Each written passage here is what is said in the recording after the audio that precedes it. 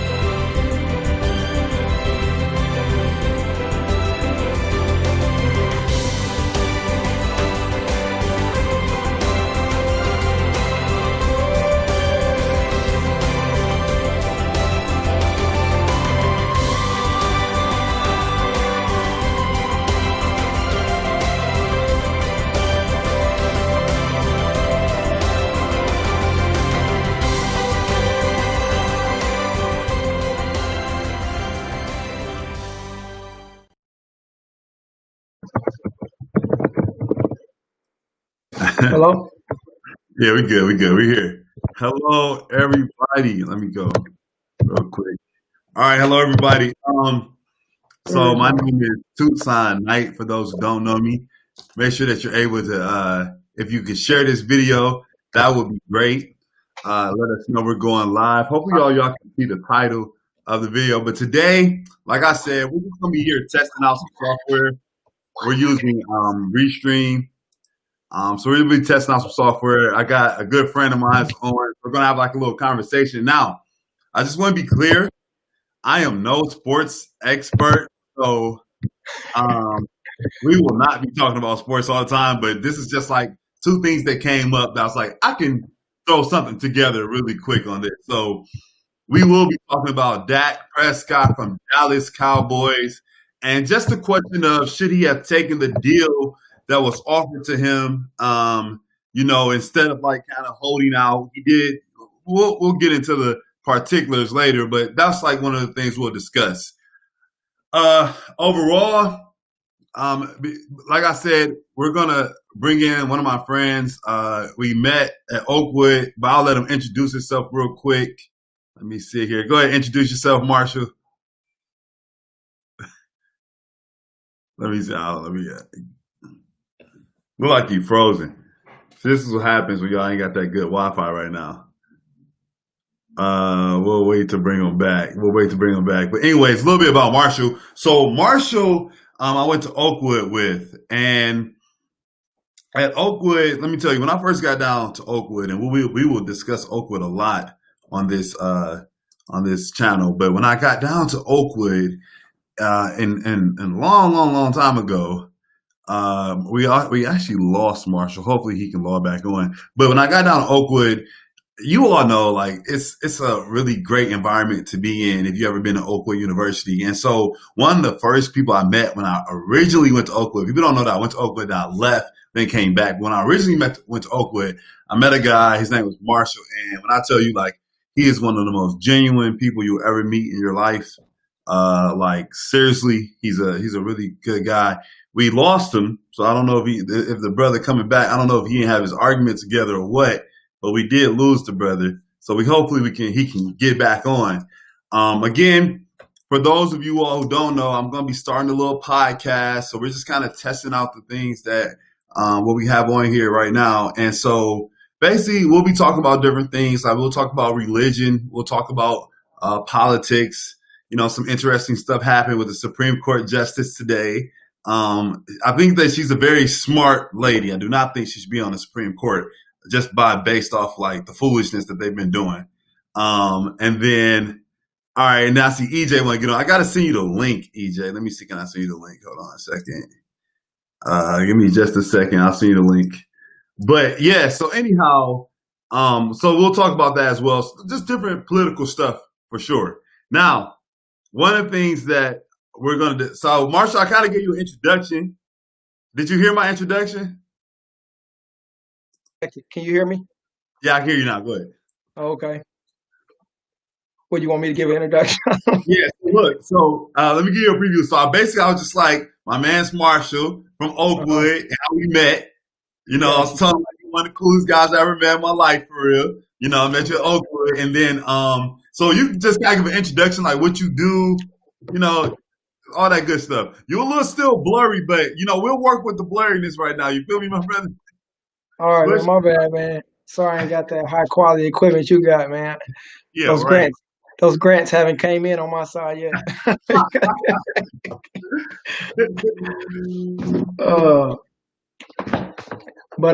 I guess what's going on, everybody, man? My name is Marshall. I'm a nurse, but I do life for a living.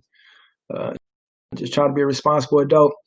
So Tuesday, me on this podcast to discuss this Dak Prescott situation. For those who follow football, we know he was injured this past weekend, and prior to that, he had an opportunity to sign, I think it's $175 million 5-year contract with the Dallas Cowboys, and he turned it down because he thought he was worth more. Bless his heart.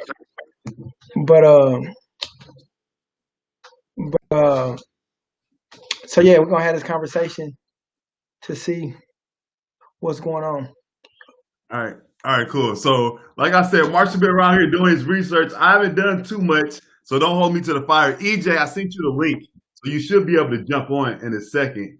I sent the link to your messenger. So, again, y'all bear with us. This is kind of new for all of us, but we're excited to be here for sure. Yeah, but as I was stating, like, you got a good quality guy here in Marshall. And he also has a funny brother, and he also have another brother. So good people. He's still trying to do a little research. But sorry, he don't seem like he's too prepared. But you don't let that. Just write it down for me when you come back, please. Ask him what Dak. We know about the Dak Prescott. Just ask him what's. So I don't think I mute. So he's trying to go back and forth. I don't know how to. Oh, I know how to mute him now. Okay. All right, Marshall, I'm gonna bring you on. So the first thing like we were trying to discuss was why would this good well, I think we let's just play the video real quick. Let's play the video. Let's see what happened with the situation with Dak, and then we'll kind of go from there. Okay, so we're gonna play the video, and so again, if you all can share this video, put it out there. I have not totally came up with a name yet for the podcast. It's definitely on your Bless Your Heart. Everybody been like on that. And then also the Good Night Show. Dang, EJ won't let you hop on. All right, I got you. But let me show y'all the video first. I think that's very important to see what happened. It's crazy video, so kind of if you don't like crazy stuff, kind of watch your eyes. But let me show y'all real quick. Sure.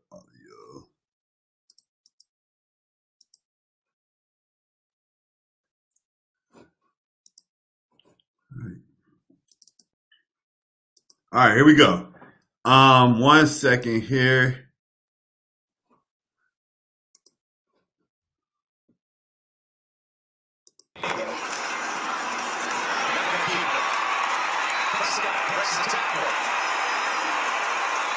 Picks up a total of 9 more. Oh no. Oh no.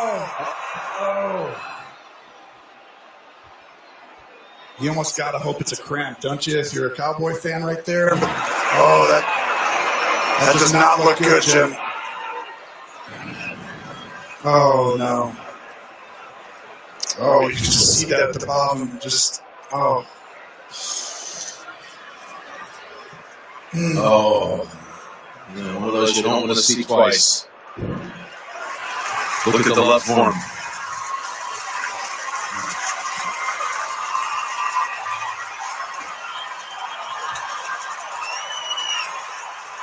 I think it's, you can tell by his face, he knows that it's not something small.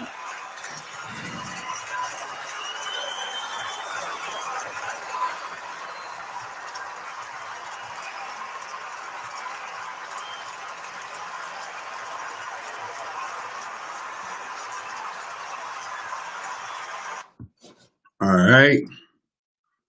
All right. So as you can see, like that was a pretty terrible injury. And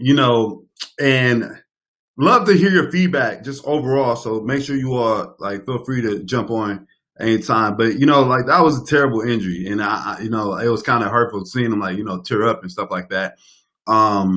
Because like he kind of probably knew how serious it was as well. One of the things that I believe that we should be talking about, and we're gonna let Marshall discuss it. But I was watching somebody on Facebook, and it's like I hate the Dallas Cowboys and the Dallas Cowboys owner Jerry Jones. And so like, don't get me wrong, I think the dude, I'm not a big fan of him either. Not a fan of him at all. I don't like the situation he took with Cap, and not that Cap was on his team, but like just how he's like, oh, if the Dallas Cowboys kneel, they won't play for his team, and just stuff like that. So, I wasn't a fan of him either. But with this situation, I thought was a little different. And so he got offered, from my understanding, the brother was offered $35 million. All right. So he got offered $35 million over a certain time frame, I believe. No, actually, I think it was $35 million a year. And so I believe that he thought he needed more. And so the question is, why didn't he take the $35 million deal? So I'm going to bring in Marshall, let him discuss it. You just give us what you got, Marshall. All right. Hold on. Let me, you still seem like you muted. Lord, I got you. Go ahead. Can you hear me now? You can hear you. Okay. So I said, first of all, y'all forgive me, man. I haven't had a chance to do thorough research like I would have liked to. But I'm going to do my best, man. So y'all be with me. So, Tucson, tell me the question again. Oh, okay. So the question is, should DAK have taken that deal? It would have been, Terrence, Brother Standiford says that it was $175 million over 5 years. Okay? Now you do the math. I know you're the math expert. You do the math. Why couldn't he take that deal? Why did the brother have to wait out? You feel me? So that's the thing. They offered him a deal. Why didn't he take that deal? Now he's injured. Now we got a whole nother situation out there now. Got you. So I guess my thought process, man, I'm always going to support somebody betting on themselves within reason. And so the thought process, even though I haven't spoken to DAK, what my thought process would be in that situation, it'd probably be along similar lines. So the reason he didn't want to accept a 5-year, $175 million deal, from my understanding, is that he wanted a 4-year deal. And the reason being is that the NFL salary cap has shown consistently that it increases by at least almost $10 million every year. So I don't know the exact percentage of that. So he know that in 4 years, I think he'll be 30. I think DAK is 26 now. So he'll be due for another, long-term contract. And so when you play the years equation, it's a possibility that he could have 2 to 3 long-term contract deals available. And so even though that $35 million looks great now, like you see Patrick Mahomes and Deshaun Watson, I'm not saying that DAK is on that level, but if he sees himself like I see him as being a top 10 quarterback, he may be in the $40 million to $45 million range once the cap increases in the next 5 years. And so then when you're making $35 million, he might be significantly paid. Now, the issue that I have is that, so first of all, and I know I mentioned this to you online when I posted, I said the reason a lot of people have an issue with DAK wanting more money is because we've been conditioned to view ourselves as employees and not owners. And what I mean by that is let's wait before we get to that, brother. That's a good statement. We need to break down what you said. We need to break down what you said, because the brother, I agree. I agree that the brother, he probably could get paid more. But right now, from the looks of that ankle, his market didn't drop, so he took a gamble. I'm not saying that he should have rolled over and took whatever, but from what I see, the brother made a gamble and he lost because the ankle was upside down. What grandma say? Upside down out there, he had to get pulled off the court, and it was a sad situation. But the problem is that now, he didn't take that 175 million. Now he's like, well, where does he go now? So how do you explain that? Because I get where you're going with it. How do you explain that this brother does not? Is it likely he can come back and be the same Dak Prescott that he was with the bum Cowboys? I do know that. I don't watch too much football. I do know that. I'm a Chiefs fan, so I'm not going to say the Cowboys have a bum situation. When you look at their receiving core, when you look at their running back group, tight end, they have they have a great offensive line. So Dak, definitely he walked into a great situation, similar to Patrick Mahomes. But now what I will say is that I think he sticks to his game plans. And so if I was his advisor, his agent, I would tell him the same thing. Like, unfortunately, the Cowboys are just one of 32 teams. And so, now later on you might want to talk about my issue is with the franchise tag, because somebody came to me and said, well, hey, just because you feel like you're worth something, it doesn't mean you're worth something unless somebody's willing to pay. Well, in the NFL, you have this group of owners and they dictate the market. So you really can't see what your fair market value is if they have the option to use the franchise tag. Now, in the NBA, they use what they call a restricted free agent, where another team can offer you a higher or equal value contract, and then the team has the option whether or not they want to match it. And so my thing is, if Dallas feel like he's not worth it, don't franchise tag him. Let him go into the free market and see if 31 other teams are willing to pay him what he thinks he's worth. Well, I think that, the reason for the franchise tag, somebody correct me if I'm wrong, but they kind of get first dibs at him, right? And they could But not only do you get first dibs. So right now, Dak Prescott is making, what is it, 31 million. 31 million. So just for 1 year.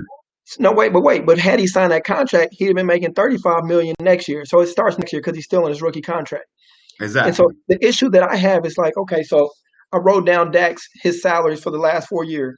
And now, mind you, he started in 2016. So let's start in 2017. 2017, he made only $540,000. Now, a lot of people say only, but in the NFL salary as a starting quarterback, $540,000 is what you would expect like an executive at a hospital somewhere to make. Now, in 2018, he made about $630,000, right? So now let me show you something that's crazy, right? So I wrote down the top paid quarterbacks in 2019 because Dak was paid less than $2 million last year, right? And so the highest paid, the bottom tier of the highest paid quarterbacks, Ben Roethlisberger made $34 million last year, and he didn't even play more than 5 games. And then you have, but you're comparing like apples to oranges because he was on a rookie contract, so he was never going to get that, no matter where he was. So Tucson, this is my point, and this is the emotional part of the game.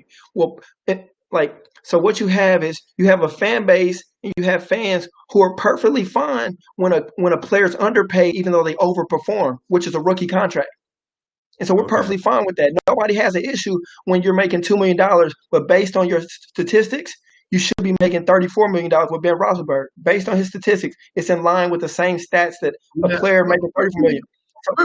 We're getting caught up in the weeds on that one, because I think simple. It's a rookie contract. There's a reason for that. Now, you can't put shackles. He makes a good point here. He says Jerry Jones is on record as saying Dak wasn't going to be offered more because he didn't finish games over the last 2 years. So as an owner, why should I offer this man more money? And he clearly is definitely not going to finish this season. And I'm assuming I don't watch these bogus Cowboys. I know my good pastor Myron Edmonds is a big fan of the Dallas Cowboys. They wanted the coach fired, coach got fired, all this different type of stuff they did. But my understanding is that he has not finished games over the last 2 years. So I should bet on him, give him all that money, $175 million. But you can't use a security blanket like a franchise tag and say I don't bet on him. So if you really don't believe in him, then let him go test the free market like you would in any other industry. And so that's my issue with the NFL. So it's not a free market where you can just go out and sell like an Amazon to the highest bidder.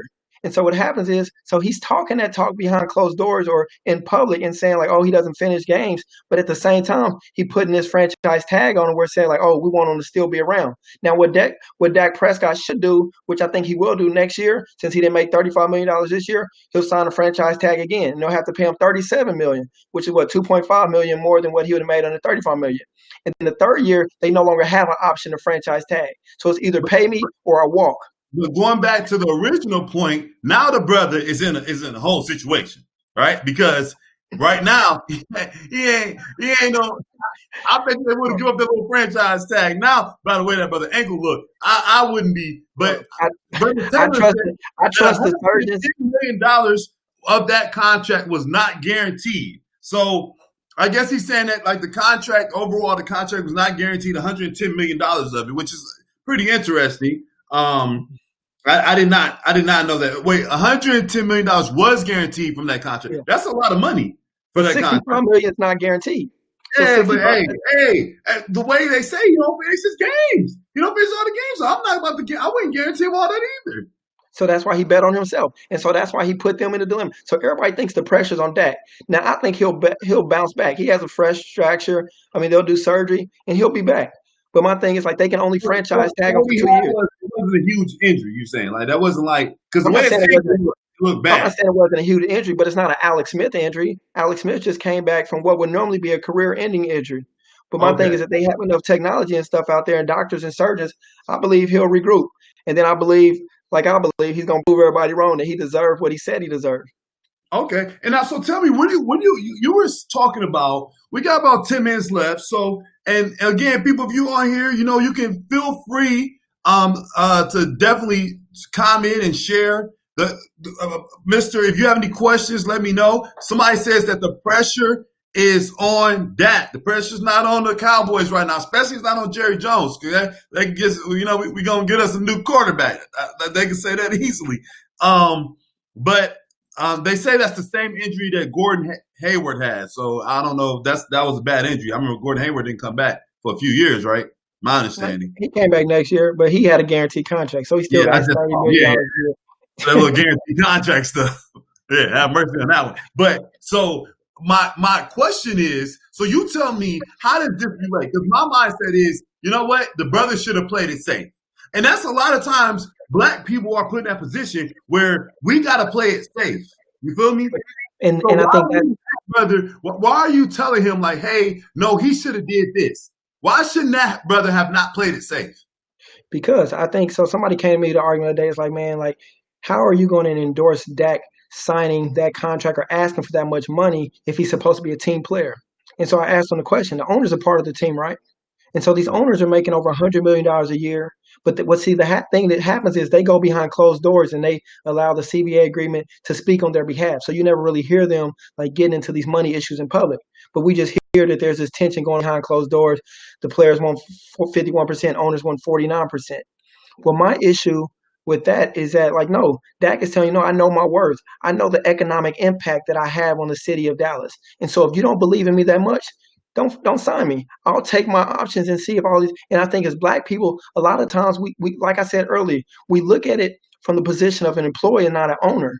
But like Dak is saying, no, like I look at myself as an owner, a business, like similar to my boy LeBron James, the way he look at himself. Like, no, like I know my marketability. And so when you know your worth, you can dictate the options. Now, because of the injury, obviously it puts him in a difficult situation, but I still think he can stick to his guns. I think there are 15 other teams, 10 teams, 5 to 7 teams that would consider signing him for a max deal. A real quick side note, Jason Garnett says, you and Mike has the same voice. I'm assuming you're talking about your brother. Bless his heart. Yeah, we got the same mom and daddy too. What up, Jason? So it says that owners and Buddy Ace Rogers says owners, employers have the power, players, employers to be honest. When you Black, it's different. Play it safe and sorry. And I agree. Like we have to realize I'm not. Somebody said the Lions. Don't mention the Lions in this conversation. We ain't talking about the Lions right now. We need to fire. Never talk about the Lions on the podcast. Clown.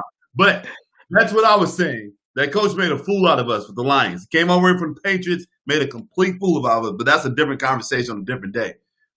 Going back to the conversation about um, when I think about black men and the positions that we're put in daily, it's like, yeah, go out there on that limb. And I'll be honest with you, even my current position at my job, I remember I took an offer. I was thinking about it like later, like, man, I should never took that offer. Like I'm definitely worth more. That's my question. Like you have to realize, like, you do sometimes have to realize, where are you? People text me, that's why I'm like getting thrown off. But people, you have to realize like what you're worth. But at the same time, you also got to realize, like, say if I go back and respond to the person like, no, I want more, they're like, no, we're not giving you more. Then what happens? Like, do I quit? Do I say I'm not taking a job? I stay where I am, or I might already told the people where I am that I'm gonna that I'm leaving. So it's just a lot of different things I feel like we go through as black people, especially black men, that we just can't be just like, out here demanding stuff. Now I agree that we must like my cousin Jason said, you don't want to get yourself way out there. Like, I think DAK. He's talking about you. He's not talking about that. He's not talking about he not talking about that. He's talking about you. He's talking about your job. He's talking about your job. Way out there, buddy. It says your job. Way out there. I'm gonna tell you, that ankle was way out there. Bro, it is. But my thing is like, man, for recovery. But what I'm saying is, as a black man, we gotta learn, like, yeah, everybody be like, man, take ownership and stuff. And sometimes we are out there and then we don't even have the experience. Some people, I was talking to one of my friends, some people will come up to you like, they apply for a job. They supposed to apply for a supervisor, and they come in and say, I want to be the director. They're not even qualified. So how do you balance it out? Like, that's my question, man. Like, because agree, you need to step up as a black man. If we don't push it, of course, every time we'll be walked over. But what is the limit? My thing, like you said, bro, that brother had a limit. But my thing is, like, we got to take some risk. And unfortunately, DAK was part of the risk. And I think a gentleman named Terrence just made an interesting point. So Ezekiel Elliott a few years ago did the same thing. They didn't want to give him a contract, so he set out. And I think he missed the first 2 games. I'm not for sure. I think they lost either both of them or they was 1-1. But eventually they knew that, like, they was either going to waste the season if they chose not to bring Ezekiel back. And the same thing you see, man, like with Le'Veon Bell. I believe in what he stood for. So my thing is, at some point, somebody has to take a stand, take a risk as a leader in the black community and show us that, no, like, we need to, like, understand our worth. We can't keep accepting, like, low-paid jobs just because we're afraid of the risk or the consequences of not having that potential position. I don't know anything where $175 million is low paid, okay? But see, that's the issue. In that market, see, that's the thing. He wants to make a point. He said, I want your response to this. He says, unfortunately, black people are emotional and less rational. What do you say to that? I say, look at you. I say, look at you. I say, look at you. So my thing, and I'm just saying that joke, but I'm saying, like, in general, think about fans are so loyal to one. Everybody, like I told somebody, everybody wants their franchise quarterback to take the Tom Brady rise. Not every quarterback is married to a deal. And so when you're married to a wife,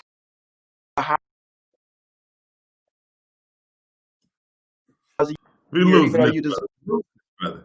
Go ahead. So you losing me? Yeah, go ahead. Make your point again. You got kind of choppy. I was saying, like, when you look at Tom Brady, every fan wants their team or quarterback to do what Tom Brady did and take $10 million. But I said, unfortunately, not every quarterback is married to a Giselle where their wife makes more money than them. And so we want these black athletes to take sacrifices. But my thing is, like, if the owners aren't taking sacrifices, like, why should I? It's like $40 million when he had his ACL injury. But my thing with DAK is this, man. It's just like, if you overplayed a contract, your rookie year, 4 years, DAK overplayed a contract and was have an issue with him potentially being overpaid. And unfortunately, like I said, like, we can't compare the salaries that we make to the market that he makes. It is underpaid, brother. When you think about the salary cap going up, underpaid. That was the rookie contract. Yeah. He got everybody comes in that way, and I don't have a problem with it. But because at some point, see, that's the issue. It doesn't make it right. See, okay. Okay. You say it's wrong with a rookie contract? They all agreed to that. This is something everybody agreed to. not everybody agrees. When a rookie comes in, he doesn't agree to that. What happened? The older players, it incentivized players who play in the league longer. So look at it, for example, you have all these running backs, Christian McCaffrey, Alvin Kamara, Ezekiel Elliott. They have these great first rook. That's why they say running backs are a dime a dozen, because you have these players who do all these stats, and play great, and then by the time they're starting to become more injury prone, nobody wants to pay them. But I think, like, okay, if statistically you've proven that you're like one of the top positions at your field, you should be paid your worth. Like, regardless of when you came into a job, right? If you like increase the company's margins or increase their productivity by a certain amount, like, you should be compensated based on that. And I feel like the same way with Dak, the same way with Zeke, like, fans don't have an issue. You never hear nobody booker and say, why are we underpaying him? You know what I mean? Like, nobody said that about Ezekiel Elliott. Like, why are we only paying him $4 to $5 million a year, even though he's running the ball 370 times? Like, and we know that, like, the life expectancy, or the running back life is only so long in the NFL. So hindsight. The brother says here. Sound like Jason We'll look at Dak's injury. We'll play it safe. Guaranteed. Charles Barkley voice out here. Okay? So tell me, like, and I agree. I kind of agree with that. I do agree that I bet you we won't have that problem again. You understand? Like, you think? I bet you will. I don't know. The brother is all injured now. It's like, it's no way that people, I'm not saying that people should not fight. Of course you should fight for more money all the time. Absolutely no problem. But the issue is that, who is Jason Whitlock? I don't even know who that is. He must be like a player or something. Bless his heart. But he's anyhow, yeah. The issue, I believe, like, overall, is that just knowing, what to do and what not to do overall. That's what I'm saying. Like, don't get way out there. He got way out there demanding his contract, and now his brother ankle is gone. So, but let me make this point to you. So look, if you look at the Dallas Cowboys, man, they paid a lot of their offensive linemen. So they paid Zach Martin, they paid Ezekiel Elliott, they paid Tyron Smith, and then what happened was they didn't have enough money left for their quarterback. So now they're saying, like, oh, be a good guy, be the face of the community, take less than what you're worth. And so no, it's like, as an owner, the owners could easily come together today and say, you know what, we're going to increase the salary cap and decrease our profit margins. They could easily say that. That would be being a team player. But so nobody's putting pressure on owners to do the same. So you only hear people putting pressure on these players because the media paints them as if they're being disgruntled. But the owners behind the scenes, they're fighting over hundreds of $millions, while we're asking ourselves, like Zach is like while we're painting this picture of Zach Prescott fighting over $4 to $5 million. So my thing is, like, until these owners are willing to, like, decrease some of their profit margins, don't ask Zach Prescott to do the same. Okay, brother. We'll have to leave it at that. It is 30 minutes. We don't want to go too far over our time out here. We appreciate you for joining the show. And like I said, like, for people who don't know, like, me and Marshall go way back to, I think it's 2006, brother? Yeah, about there, man. Yeah, bro. And like I said, we met at Oakwood. I definitely, like, it's just, Marshall's always been a cool, upstanding guy, and one of, like, major donors for Caught Up. So we definitely appreciate that as well. But we appreciate you coming on, man. And if I'd have took that Dak Prescott money, I couldn't donate to Caught Up. But I know my worth. That's what I'm trying to say. That's more than a lot of other people out here. Okay, he should have took that money. All right, we'll talk to you soon, brother. All right, as we get back, I just want to let you all know that, the podcast will continue. The podcast will go strong. We definitely want you all to continue listening. I believe it's going to be like a Monday, Wednesday type thing. I might jump on here Friday for a little religious discussion to, stir up all the saints. Y'all let me know what we should be talking about on a good Sabbath day, because I would love to stir some of y'all up. Some of you saints are out there, if the LeBron was on, you've been watching LeBron, but we're going to do something a little spiritual for Friday. So we might be back Friday. We're still coming up with the slogan and logo. I love Bless Your Heart, as y'all can tell. But for now, this is the Good Night Show. So have a good night, and we'll talk to you soon.